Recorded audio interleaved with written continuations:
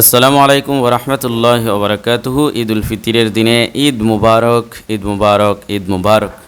প্রিয় দর্শক, আগামীকালই সম্ভবত আমাদের বাংলাদেশে ঈদ উল ফিতরের দিন হয়ে যাবে ইনশাআল্লাহ 2025।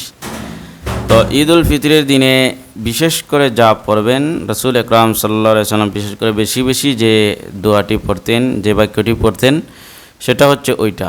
আল্লাহ তাআলা বলেন,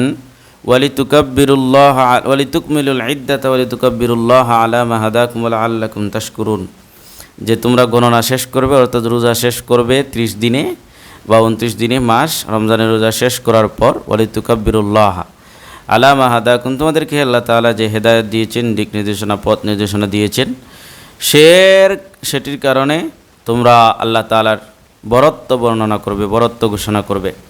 এই জন্য ঈদের দিনে রাসূল আকরাম সাল্লাল্লাহু আলাইহি ওয়াসাল্লাম, সাহাবায়ে কেরামের আমল ছিল বেশি বেশি এই তাকবীরটা পড়তেন। তো জোরে জোরেও পড়তেন, আস্তে আস্তেও পড়তেন, রাস্তায় রাস্তায় পড়তেন, মসজিদে পড়তেন, বাড়িতে পড়তেন, সব জায়গায় পড়তেন।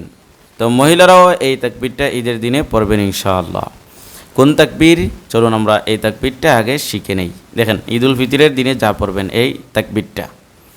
প্রিয় দর্শক, কিতাবের মধ্যে আসছে, বলা হয়েছে যে ঈদ উল ফিতরের দিন যে ব্যক্তি ঈদের রাত্রিতে গুনাহ মাফি পাইল, অসংখ্য গণিত কোটি কোটি মানুষকে আল্লাহ তাআলা ঈদের রাত্রিতে, অর্থাৎ চাঁদের রাত্রিতে আল্লাহ তাআলা মাফ করেন। তো এই রাত্রিতে যে সমস্ত বান্দিরা মানে গুনাহ থেকে মাফ পাইল, সে আসলে প্রকৃত খুশি এবং আনন্দ প্রকাশের জন্য ঈদ কাটাইতে, ঈদ আসবে তার জন্য প্রকৃত খুশি হয়ে।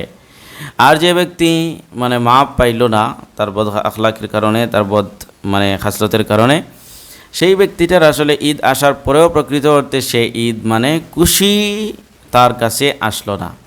এই জন্য বিশেষ করে চাঁদের রাত্রিতে আমরা বেশি বেশি আল্লাহ তাআলার কাছে গুনাহ থেকে মাপ চাইব, এবং ঈদের রাত্রিদের দিনে এই তাকবীরটি বেশি বেশি পড়ব। কোনটা?